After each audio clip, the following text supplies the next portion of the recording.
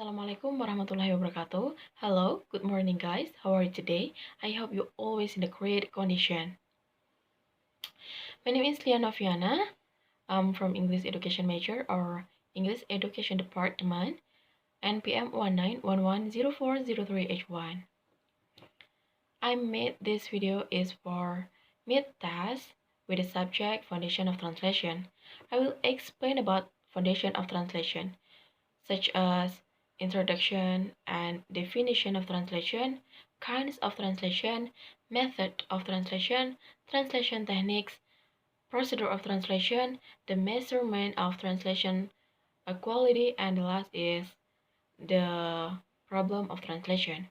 Okay, let's start with the first material. It's about introduction and also definition of translation. Do you know what is translation? Translation is the process for translate one language to another language. Like example, if you have text or you have a sentence in English language and you will translate that in other language, perhaps Indonesian language, Korean language, Chinese language, and Japanese language. So it's the namely of translation.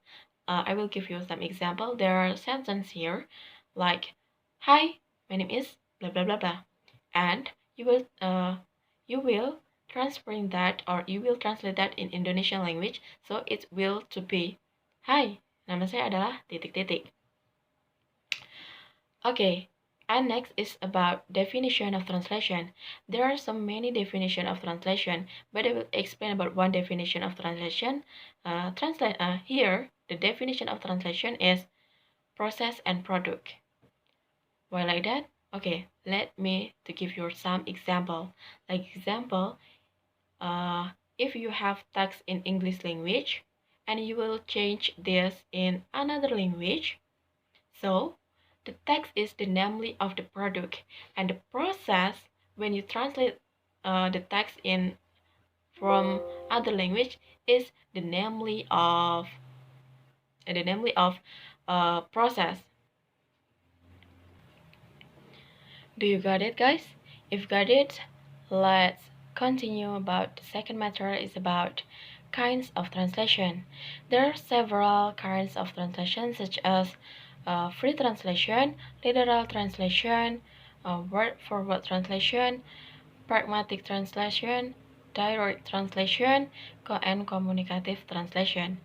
Okay, the next material is about method of translation. Perhaps here method of translation is similar with kinds of translation, because the method of translation also there are direct translation, word for word translation, dynamic translation, literal translation, communicative translation, uh, linguistic translation, pragmatic, and also the pragmatic translation. Okay, let's continue about fourth material is about translation technique. Here there are two uh, translation technique. There are direct and also indirect technique. In direct technique there are borrowing and also literal techniques. And in indirect technique is there are uh, transposition, modulation, compensation, adaptation, and also description techniques. Okay, let's continue about the fifth procedure of translation. What is procedure of translation? Procedure of translation, such as transposition, modulation, naturalization, and also the last is contextual conditioning. Okay, and next, I will explain you about the measurement of translation quality. The measurement of translation quality such as accuracy test, readability test, close technique, and also the last is knowledge test. Okay, let's continue about the last material is about problem of translation. What is the problem of translation? Um, Actually, there are many problems in translation, such as compound compound words, sarcasm, idiomatic, structure, or grammatical language. Why structure or grammatical language can be a problem in translation? Because every language have a different structure. So if you didn't know the fix about the about structure, it will make you difficult to translate about text or about the sentence.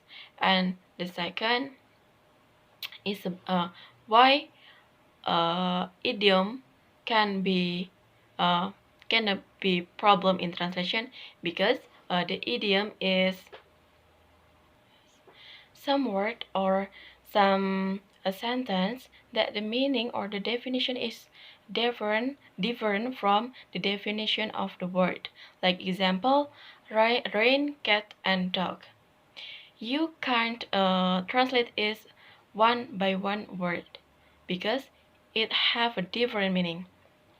If you translate the idiom with one by one word, it will have a different meaning, because rain, cat, and dog have a meaning hujan yang sangat lebat atau hujan badai. But if you translate it in one by one word, it have a meaning hujan, kucing, dan anjing. So it will make difficult for translator to translate the idiom if the translator didn't know about the meaning of this word.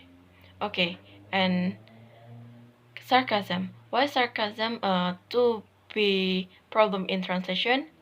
Because if translation in Indonesia is sindiran, if you didn't know the meaning of the word in other language, so it will make you difficult to translate this sarcasm.